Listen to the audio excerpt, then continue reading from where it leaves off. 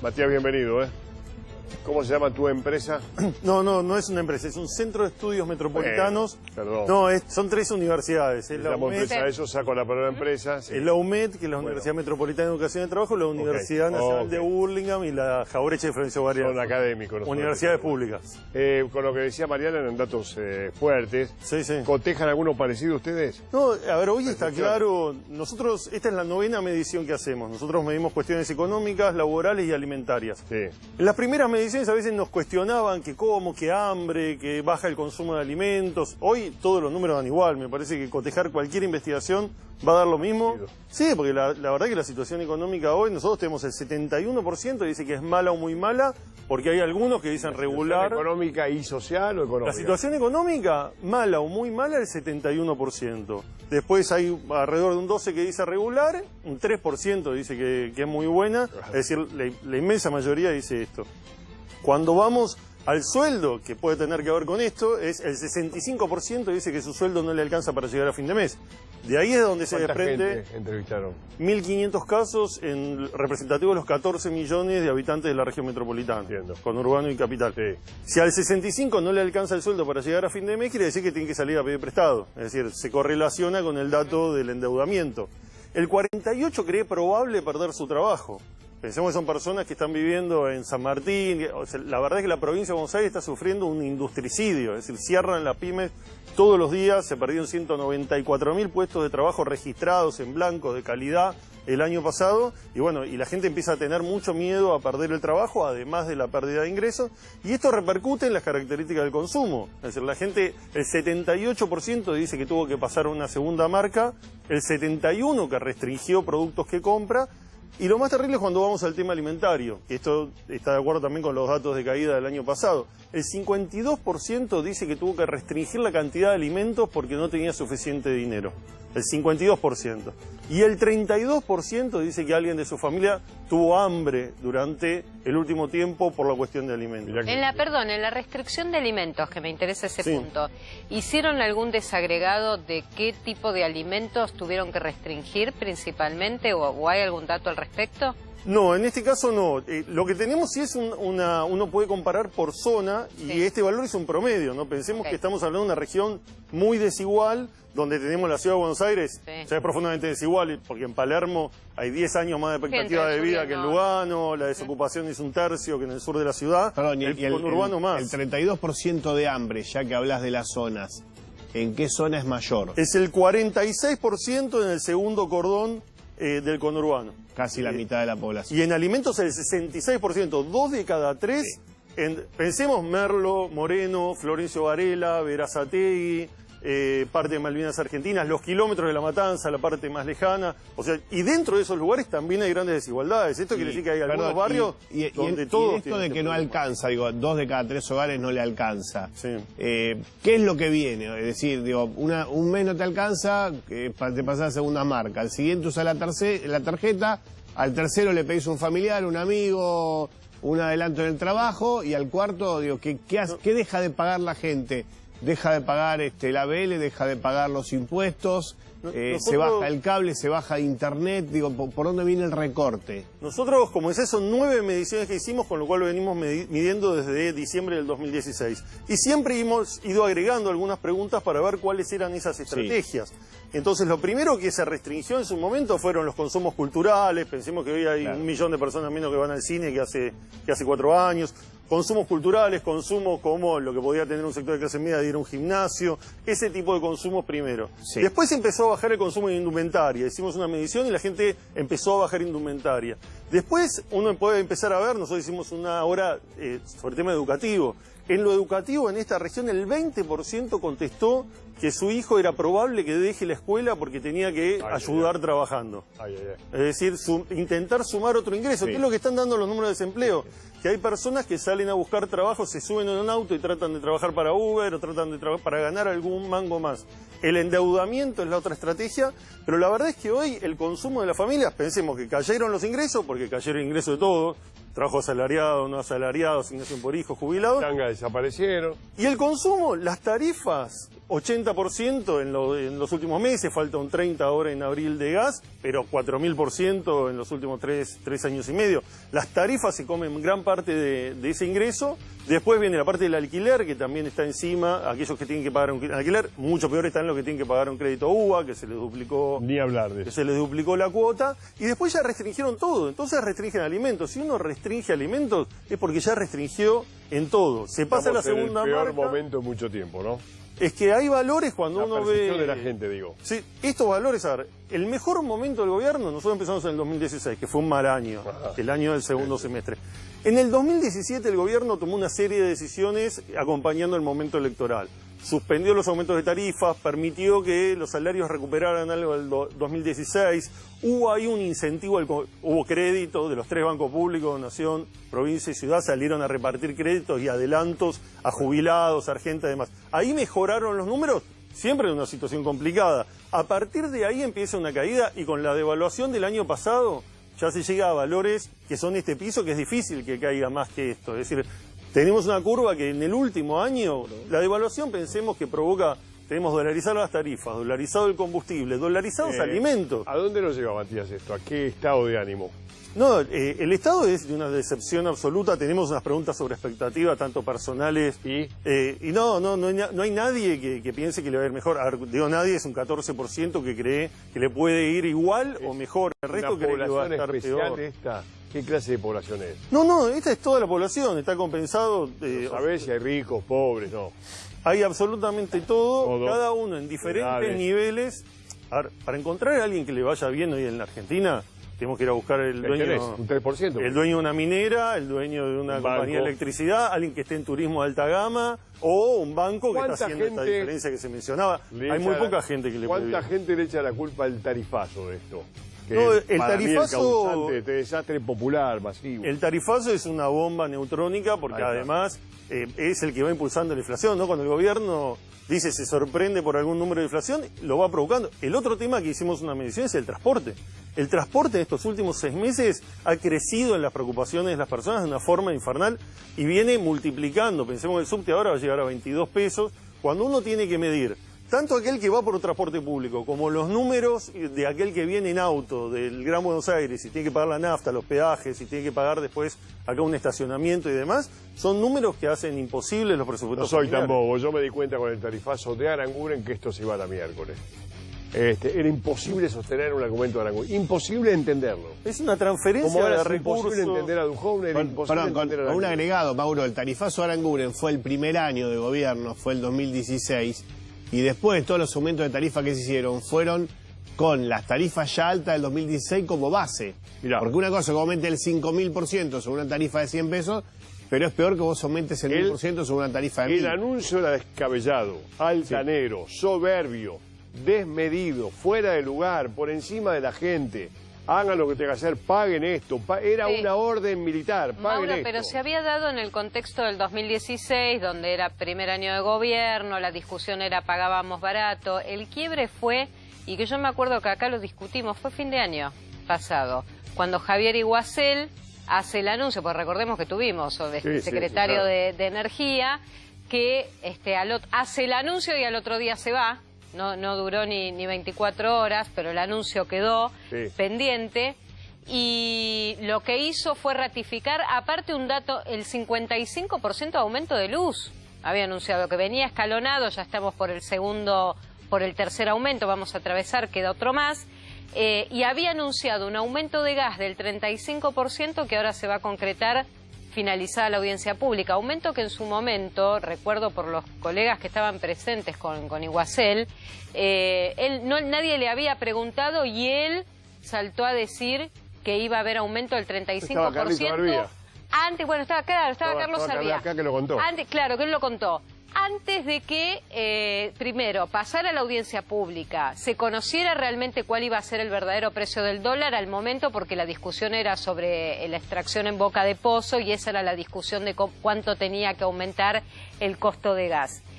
Y a partir de ahí fue el quiebre definitivo de que el tarifazo se hacía insostenible. Desde Iguazú, fin de año. Me acuerdo que estábamos a 4 o 5 días de que cerrara el año. Más, no y al otro día Iguazú se fue. Vamos a hacer un ejercicio profesional ahí, nadie se enoje. ¿Te buscás el Aranguren que anuncia el primer tarifazo? En el archivo de acá tiene que estar con tiempo. El primer Aranguren, el que 2016, habla... Bueno, primero, cuando sí. empieza el gobierno, que empieza el tarifazo Primero. a decir cómo lo dijo, de qué es la tarifa y qué es la energía, cómo la considera y cómo hay que pagarlo, porque si no la gente tiene mala memoria. Para mí fue traumático. Y te voy a dar una infidencia de eso. La gente de Aranguren hoy, que ya no están en el gobierno, que más relajados te pueden comentar qué es lo que pasó, lo que dicen es que Aranguren le lleva al presidente Mauricio Macri esa opción y una o dos más de aumentos escalonados. Dice, mirá, podemos aumentar esto así de golpe o tenemos opciones de aumentos escalonados. Y que la decisión de hacer el aumento todos juntos es del presidente de la República. Sí, todas. Está bien, te lo dicen ahora, no lo decían en ese momento, te lo dicen ahora, podés creerlo o no. ¿Qué pasó con Aranguren? Lo que dicen es una decisión política. ¿Lo echaron? ¿Se fue? Sí, perdón, él no se quería ir, Lo terminaron echando. Después termina de meter la pata con Ernesto Tenao cuando dice que la plata no la trae, ¿no? Si vos seguís los números, Mariana habla del tarifazo puntualmente, que sí, ¿por qué punto de quiebre? Porque te aumentan 55 sobre tarifas que ya eran muy altas. Pero cuando vos seguís los números de lo que es la evolución económica argentina en los últimos años, el punto de quiebre en el cual se acelera la pérdida de poder adquisitivo y la inflación es cuando le saca la plata a los jubilados. Cuando en diciembre del 2017, cuando en diciembre de 2017 votan el recorte a la fórmula jubilatoria, votan la nueva fórmula jubilatoria, que en realidad es aumentarle a los jubilados por debajo de la inflación, a diferencia de lo que ocurría antes, ahí empiezan a caer en picada los datos económicos. Mauro, de la encuesta, porque Matías hace bien y yo no lo mencioné al principio, en cada encuesta es importante mencionar de cuánta gente estamos hablando en el relevamiento y el área. En este caso, de la encuesta de Taquión, son 1.670 casos en todo el país. Ahora, después hizo otras preguntas que me parece también interesantes y cotejar con... No, pero enojes a Matías. No, pero ¿sabes por qué? Porque la pregunta... Es interesante. Porque la pregunta es sobre irse o no irse de la Argentina. Yo no sé si no les pasa...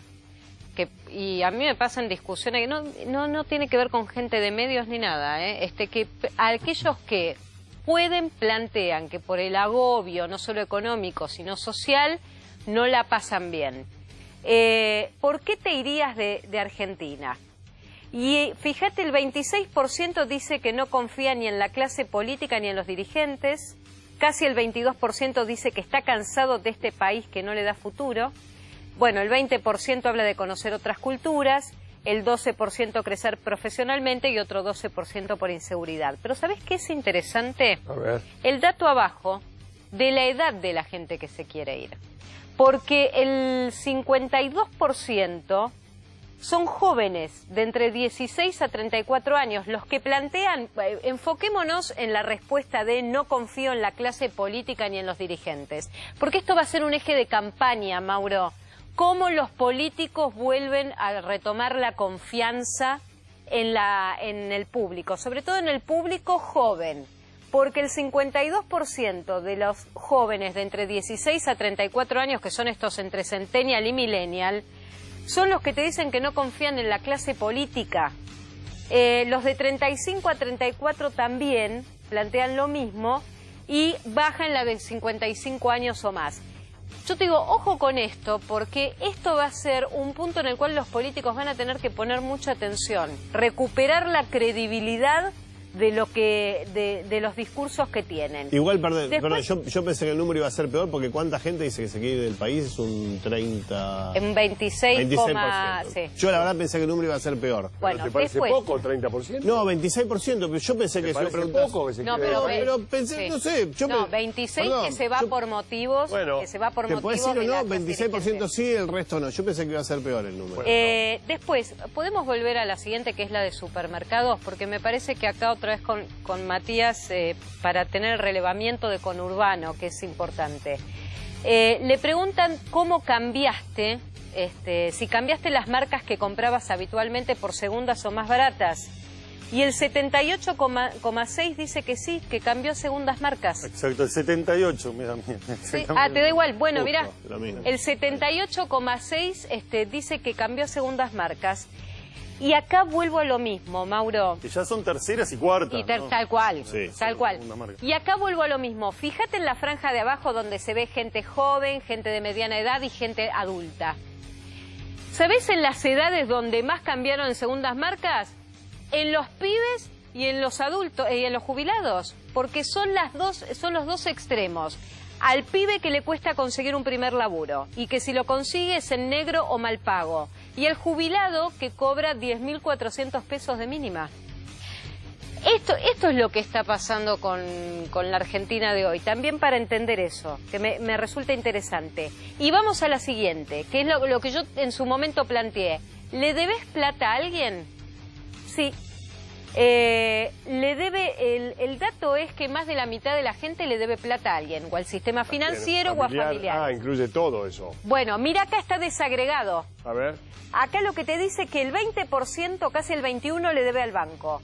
Casi el 13% le debe a familiares, el 10% a financieras, el 8% a amigos, bueno, y el otro 47%, porque Sumate el 53%... 21, claro, si vos sumás, por eso, si vos sumás entre financiera, amigos y familiares, más de la mitad de la gente encuestada le debe plata Además a está alguien. el tema de las tasas. En las tarjetas, que es el primer paso de financiación, tienen tasas de más del 50%. Perdón, y de cada 5 que deben, 3 informalmente.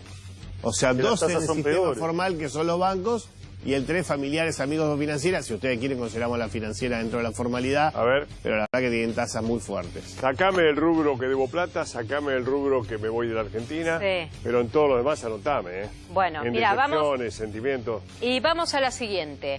¿Va a necesitar que le presten plata? Digo, hay una parte que ya le prestaron plata. Le preguntan a esas 1.600 personas, ¿va a necesitar en los próximos días que le presten plata para afrontar su vida cotidiana? Leamos la pregunta completa porque no es necesito plata para arreglar la casa, irme de viaje, no, para afrontar gastos de la vida cotidiana. Bueno, sí, dice el 54,2%. Fíjate que sí seguramente y entre sí puede ser el 54,2%. Y el no el 35% y no sabe el 10%. Acá también te está marcando un dato importante. Y después, la del presidente, que me parece que acá también te marca un poco cuál es, por lo menos en esta encuesta, el clima social después de lo que dijo el presidente, sobre todo en la nota con Luis Majul, que fue la última aparición pública, importante y de un mano a mano en una entrevista por América con Luis Majul en La Cornisa. Es la última placa, chicos. Dice, respecto de la visión de la realidad argentina que tiene el presidente Mauricio Macri, ¿dirías que está totalmente alejado de la realidad? Casi el 51%. Contesta que el presidente está totalmente alejado de la realidad. Ahí estoy anotado. El 14,5% dice que está bastante alejado, entonces la sumatoria entre que sí está alejado y está bastante alejado da el 65,4%. A mí ponerme el rubro totalmente alejado no está. Está relativa, poco, no está, no. Está totalmente el 50,9%. Ah, ese es el 50,9%, pues yo estoy ahí. Eso yo creo que es lo más grave, ¿no? El gobierno plantea que como estamos mal es la prueba de que vamos bien, ¿no? Es algo muy difícil de entender, ¿no? Te dicen, hoy lo he escuchado Jovne, y eso me parece que es lo más preocupante en términos de posibilidad de salida, ¿no? Porque el gobierno no está planteando, nos está planteando que hay que acostumbrarse a que tenemos que estar mal, porque lo que teníamos eran todos privilegios, que son cosas del pasado, y que hoy, bueno, vivir mal está bueno. Gracias, Matías, por venir. No, gracias. ¿Estuviste cómodo?